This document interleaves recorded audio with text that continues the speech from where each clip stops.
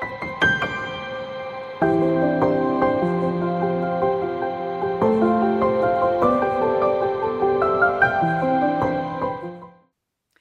everybody, welcome to Just Talking About Jesus. Today we're talking about scams. Such an important topic and something that has happened to a lot of unsuspecting people, maybe like you, and maybe like me. I'll start with my story, and then my son Kyle will share. So, what happened to me was in July. I had a couple of deadlines coming up, and one of them was needing to do an event online programming that I was not able to access. And I'd always been able to access it, but I couldn't access it on my computer now. I couldn't access Alitu, which is my podcasting editing program. I could get into emails, I could get into Facebook, but then there was just all the important things that I really needed to get into that I couldn't do. So I talked to some people and tried to figure out exactly what's going on. Somebody said, well, maybe, do you have Norton? Maybe that's what it is. So I thought, well, okay, maybe I'll just remove it. So I tried to uninstall it, and when I got onto the Norton site and tried to follow the directions, it was just like, it was really convoluted. So I couldn't get through with it. And so then I was talking to somebody else and telling her the issue I'd had, and she said, oh, I had that problem too. So I called Apple like she had done, and they just helped me uninstall it. I thought, okay, good. Good. Meanwhile, to start the day, I'd been super stressed because I'd been in a fight with my husband, and that had kind of put me off guard for things as well, which is also an important piece of the equation. Red flag, being frustrated. So I called Apple. I tried to do it, and they weren't very helpful. So I called Apple. I tried to do it, and they were very helpful. And then I pushed on install, and I said, oh, good, this is going to work. And then I hung up. And then the uninstall froze on me. So now I'm getting more frustrated because everything I'm trying to do is not working. So I thought, okay, fine. I'm going to call Norton directly and their service and have them help me uninstall it. And so I get onto Google and I find the number which pops up right at the top for support. And I call that number and they are just so helpful. Red flag number 2, not paying attention to details. But you don't need to install Norton, they said. That's not going to help you take care of your problem. And I'm going, well, I kind of can do what I want to do. Why are you going to limit me to what I can do? I mean, I am the purchaser, So this guy is not a native English speaker. No surprise there. So he puts me in a hold, and then he comes back and he says, well, I talked to the FDIC and they looked up at my IP address and there has been a hack from China for charges for gaming. Huh? Did that sound familiar to me? And did I know anything about it? And I'm going, okay, obviously you don't know me very well, but that might have been my son Kyle. It's not me. And I'm thinking, this is Norton, which is supposed to catch scams and block them. Why didn't it block them? Red flag number 3, giving enough information to make it seem right. And then he asked where I banked. So I told him, and he says, well, do you want me to call your bank for you? And I'm going, why would I want to do that? And he says, well, because now, since your computer is infected, your phone would be at risk. And so you'd want to have a designated line that could call. Red flag number 4, something doesn't make sense.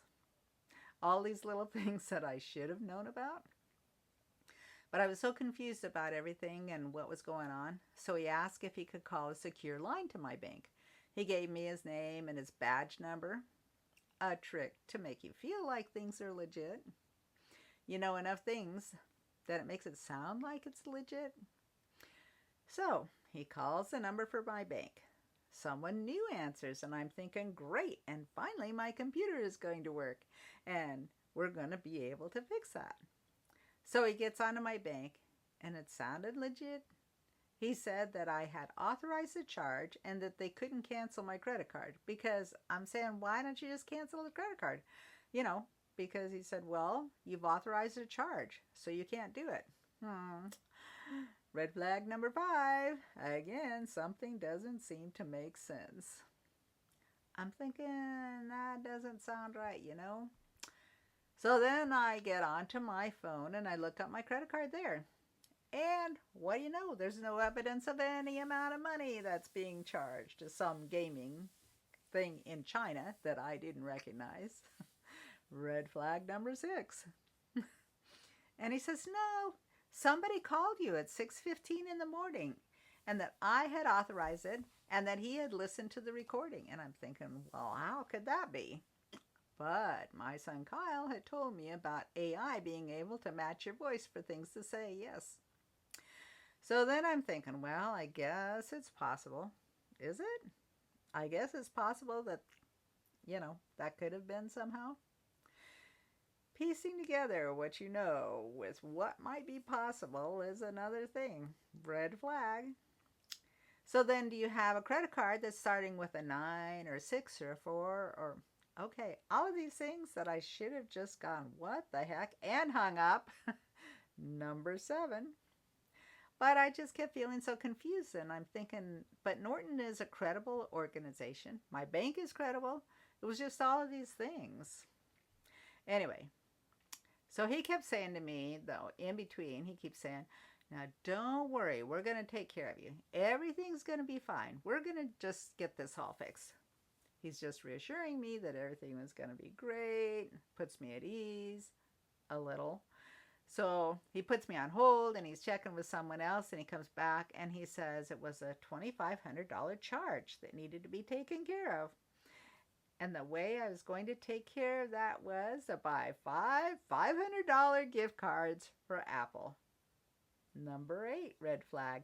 Never, never, never buy gift cards. Hang up now. The thing that just astounded me is that this whole time, this isn't anything I would do. None of this. When it was all done and over, I couldn't even believe that I'd done it yet because it was just so, I don't know. It was almost like I was in a fog, like I was being hypnotized or something. Now you're going to do this. Now you're going to do that. I'm saying, why do I want to buy gift cards? How is that going to take care of a credit card charge? And what the heck am I going to do with those those gift cards? Number 9, me doubting. And he's saying, well, because you're going to buy them. And then tomorrow morning, a policeman is going to come to your house and they're going to take care of the rest. Red flag number 10. I'm thinking none of that makes sense to me. How's a real policeman is going to come to my house?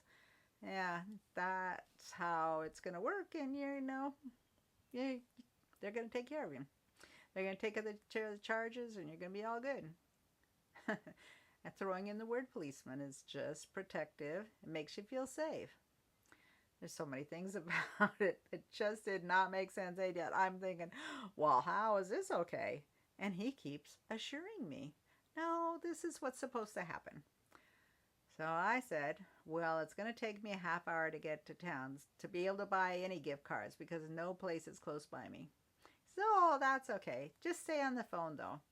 And you only have about 4 hours for this to go through because, otherwise it's just we're not going to be able to take care of it.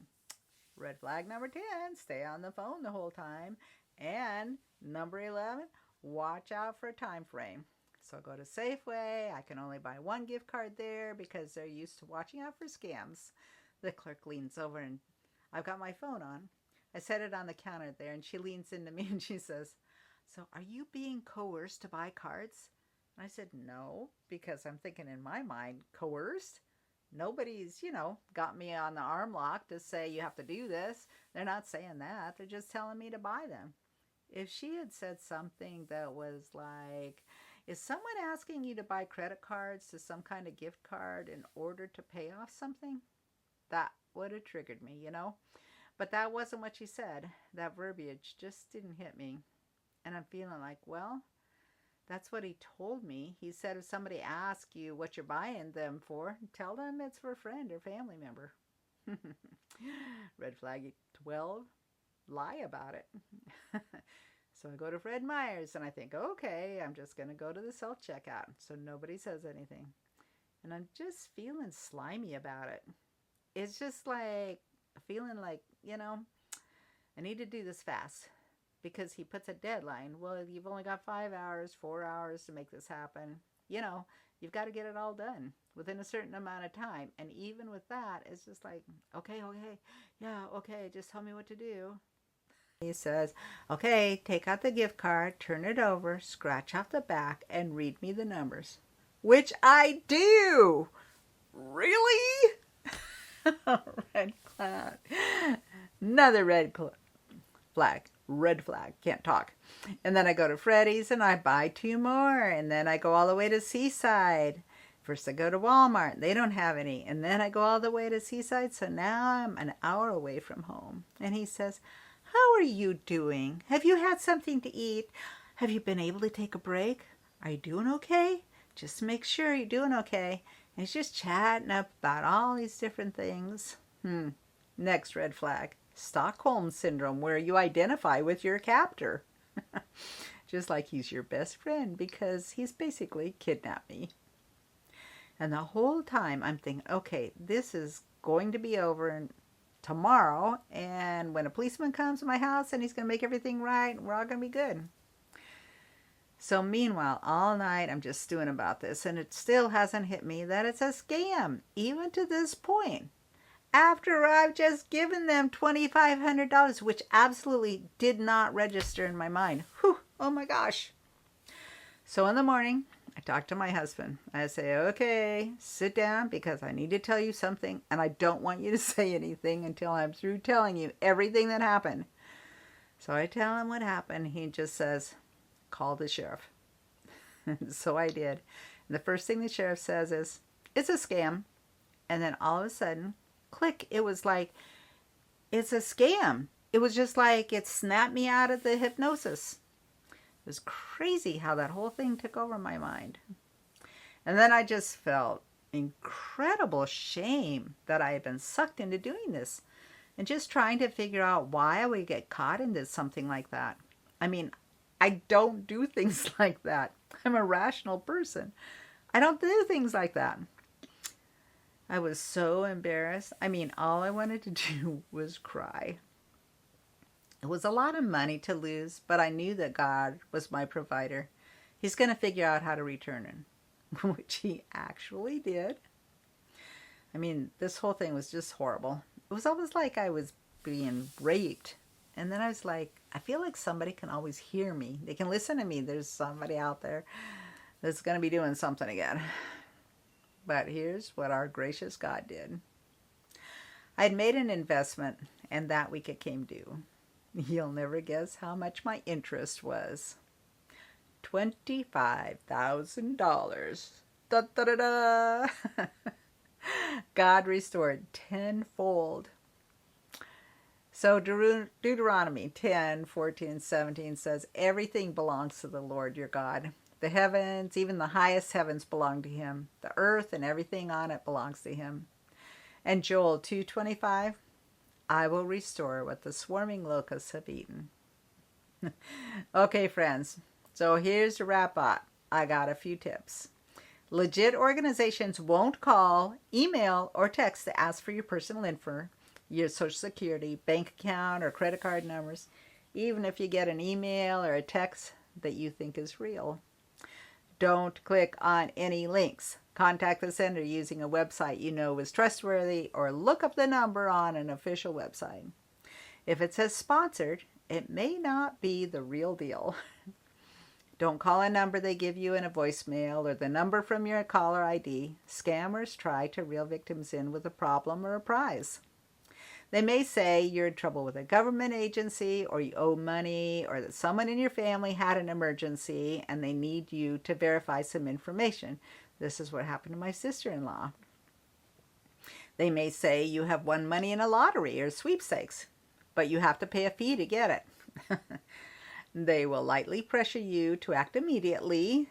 There's that time frame, telling you not to hang up so you can't check out their story. They may threaten to arrest you, sue you, take away your driver's license, or say your computer is about to be corrupted. And with that one in mind, that's like the one I got caught in, where he said, don't hang up. Don't hang up. I don't want to lose you. I want you to be able to be helped and get this figured out. Now, if I had hung up immediately or at any time along the line, I would have seen all of those text messages from my bank telling me, are you sure that you're not caught in a scam? Because you're buying all of these gift cards. So if they've got you on the phone, you can't check anything. And that's their whole deal. So don't get caught like I did. Scammers tell you to pay in a specific way. They may insist that you pay by sending money through a money transfer company or by putting money in a gift card or even cryptocurrency and then giving them the numbers on the bank just like yours truly. Never pay someone who insists you pay with a gift card or by using a money transfer service. Never deposit a check, send money back to someone. And if you were scammed, or you think you recognize a scam, report it to the Federal Trade Commission. It's a good, valid website, and they'll walk you through how to report it. And here's one my daughter Sydney got caught with a computer scam alert. You get a pop-up on your computer that looks like it might be from your operating system or antivirus software or Microsoft saying suspicious activity has been detected and to call a live technician now. Do not call that phone number. Real security warnings will never ask you to call a phone number. Do not click on any links in the pop-up or browser window. Okay, that's enough for now. And if this happens to you, tell somebody. Do not feel shame. I felt so awful. I didn't want to tell anybody what happened. I was mortified. But the more we tell, the more others are likely to avoid a scam. And that's what we want, right? All right. So next we will have Kyle telling his story. So Kyle, you know that, and we've talked about this before, where sometimes somebody might call and they might be asking you certain questions, and they're really they're asking you specific questions that have a yes or a no answer to them. Talk about that a little bit.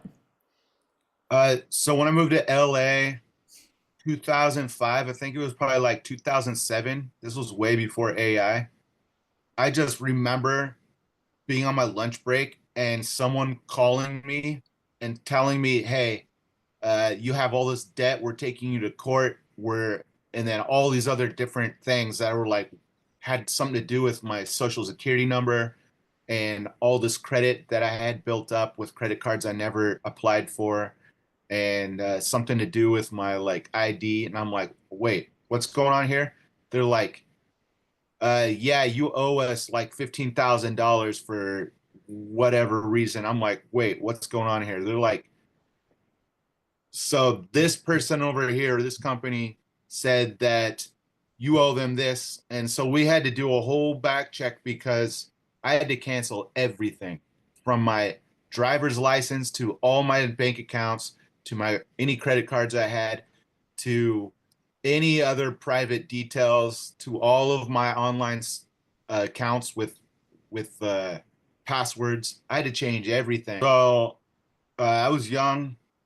This was really panic mode for me, and essentially what we found out was somebody had called me, and I answered all these questions for them, and I said my name, and I said my phone number, and um, I don't know, credit card information, all this other stuff. They recorded the call, repurposed my dialogue to respond to different questions I never said or answered.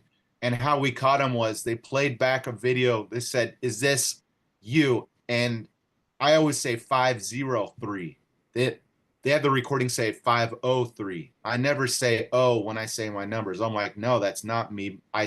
That's my voice, but no, I did not say oh. So they must have chopped out the oh from some other thing that I said and put it in there. And that's how we caught him, because how they had repurposed my dialogue that they recorded.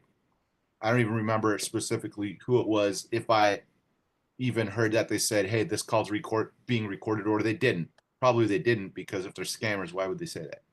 Unless they want you to believe something. Well, Uh, yeah.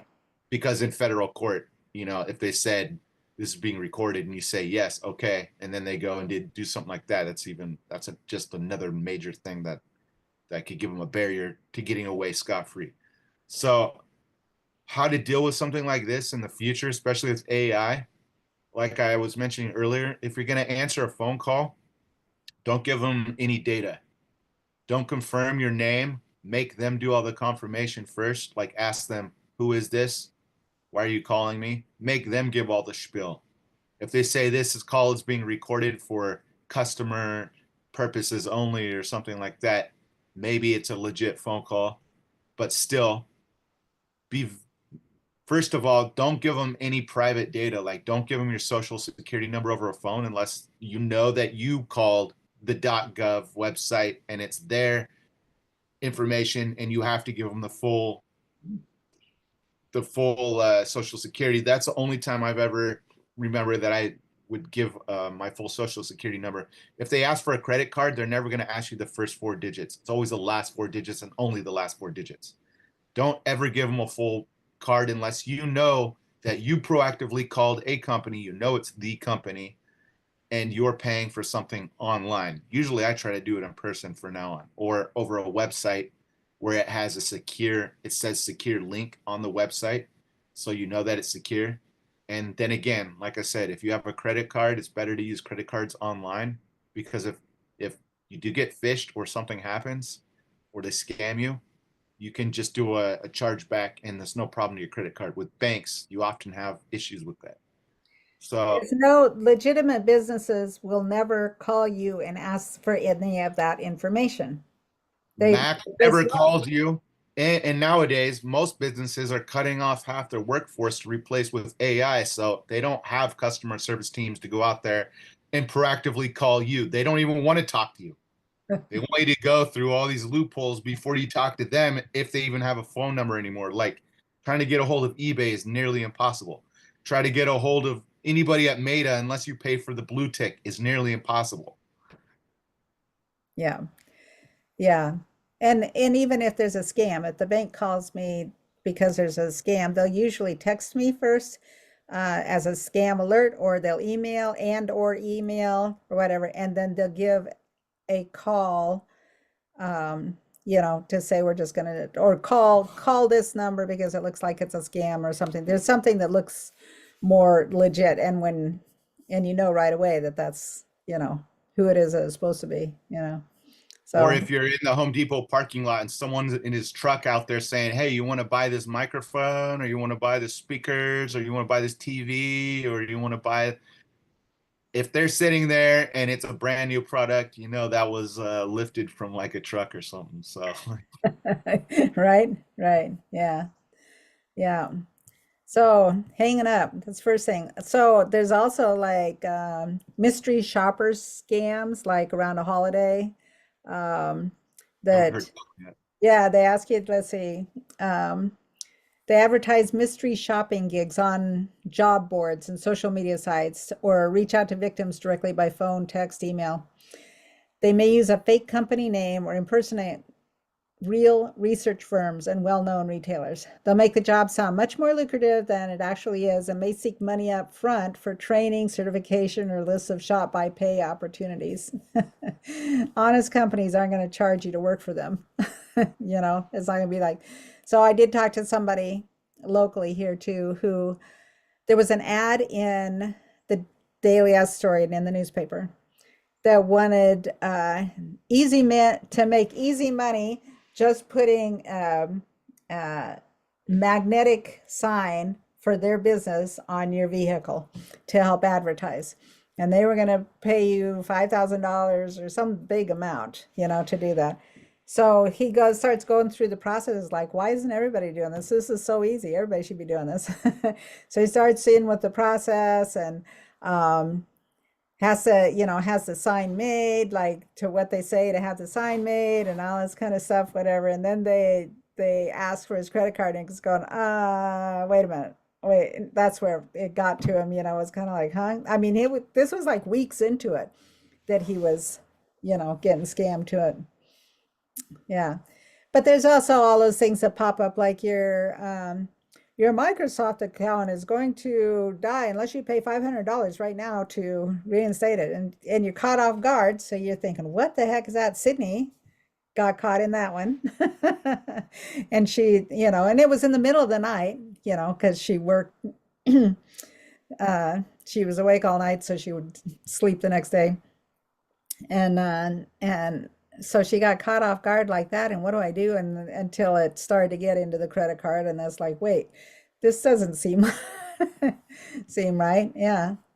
In the end of the day, if anything that's affecting your credit card, all credit cards that I know about have a fraud protection. So like, don't ever get sucked into whatever people are telling you. If there is a problem, you call your credit card, you put a lock on your card and get a new card. Yeah. And there was a huge scam going on last year all across the United States where people were stealing gift cards, taking them home, scratching off the numbers, reselling them, sneaking them right back in the store like Target, and then hanging them right back up on the shelf. And then people would buy them, give them out for gifts because they never looked at them. Then the person gets them and there's no money on it. And so it's like, how do you prove something like that? Which is kind of tricky. I don't know how they actually did that because they're stuck in the cardboard, you know, and so the only way you can get it out is to kind of peel it out. But yeah, Yeah, I don't know. People getting clever that's how they do slimy. things. Um, Another one to be careful about is skimmer machines. It's few and far between, but you know, in bigger cities, like at gas stations, they'll put this device on it, the one that you slide your chip and your card into, and as soon as you put it in, it only takes them like 3 seconds to get all your data. You pull it out, and that skimmer, they take the skimmer with them, which stores all the data in like a little memory chip. And then I've seen this happen a lot of times. So every time you go to a gas station, there needs to be like an approval sticker all over the machine. And if you see that broken, that's the first thing. If you go to 7-Elevens or gas marts or something like that, that's mainly where you're going to see a skimming machine. So always be careful. It looks exactly like the same credit card or debit card that you're going to not a slide where you put the chip in. It's just going to stick out a little bit more. If it looks weird, literally you can lift it right up, they come right off. So like if you tug at it and you see it start to move, you know you're getting skimmed. So if you ever see that happen, take the skimmer. Don't let the store take it. You don't know if it's a store employee or some random person. Take it, tell them you're going to report it, and take evidence, photos, and videos, and then walk out and take it to the police. That's Yeah. your best bet. Because if one person's doing it, a lot of people are probably doing it. And that might be a bigger ring than just an individual doing something like that. So that would be a big suggestion. That's Just where keep you're your using eyes the tap. peeled. Yeah, that's why the tap is good because Yeah. yeah, I can't do that. Well, years ago, you know, with the old machines, and you put it in, and they had to run over the top of it and Yeah, I remember that. take a carbon copy of it. I know that ours got scammed that way from a restaurant because they would take your card, go back to the counter, do it, and then come back. So it's easy. Just write down all your numbers and they get everything. Yeah. And there's 3 sheets in those because I worked at a restaurant, and every time the power would go out, we'd have to pull those out, and it would literally slow the whole entire business would be slowed down. And you had to manually later, when everything came back on, put the tips in, manually put in the money, plug in the money. But there's 3 sheets. You give one to the customer. There's 2 sheets, like the one for the business and one to tear off for like employee stuff. So anybody running those is usually the cashier, not even the manager. You know, most managers are probably ethical, but I can't account for it. But you never know. How about, have you heard of this one, the a ghosted pendant? So this is really creepy. So somebody looks for obituaries of kids who have died, and then they steal the social security number of the child. Oh, never heard of that. Yeah. Tasted. Yeah. Isn't that awful?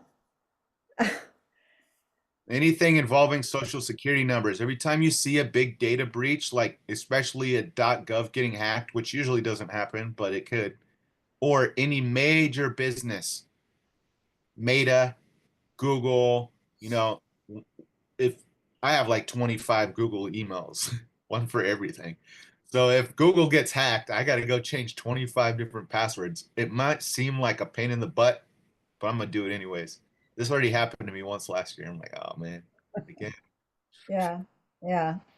Well, I think the main thing is there's just so many there's so many possible ways to be scammed, but I think it's um, first of all, check to see whether you've had some anxiety in your life at the time, or you're stressed about something, because then you're more vulnerable when that happens. If you're in a vulnerable position, or you just want a solution to something, and so you're seeking after it. What happened in mine, I the number looked, the Norton looked great, the whole everything looked legit. But when I went back, I thought, well, I'm sure I called the Norton number that was the right, Googled it in, but no, what it popped up, it was big, and it's Norton support and the number. That's all it was. It had the Norton, logo on it, whatever.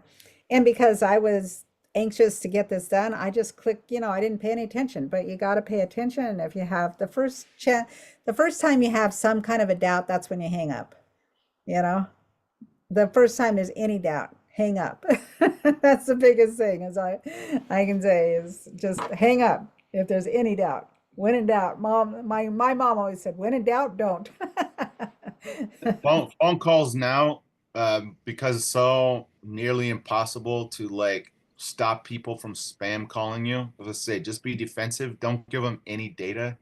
Don't clarify. Make them clarify everything, and you just be on the defense until you find out really what it is. And most of the time, like I said, if you know if you want something or know something, and if you're uncomfortable, just say, do you have a phone number that I could reach you back on so I could do some more research? What's your website?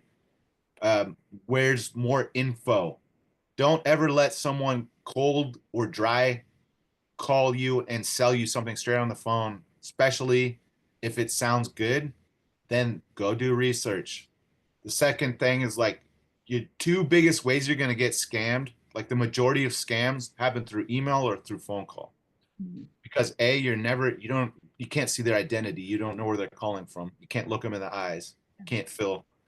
Like some people have mastered emotion and removing their emotions, so they're good fake salespeople.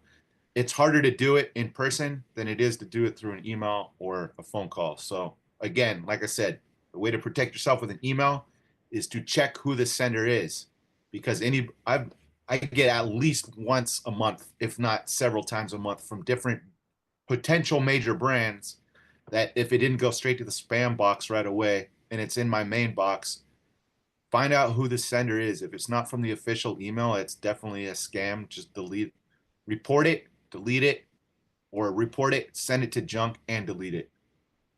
And then through a phone call, just be very, very skeptical of who it is. If you didn't make the call yourself and they're trying to sell you something, just make sure to do your research. Yeah, There's so many other scams out there, but they're more limited and more rare. So the main ones are just those two. And then crypto, obviously. right. Crypto, crypto has a whole lot of them, but just like be careful about using public Wi-Fi networks if it's all stored on your phone.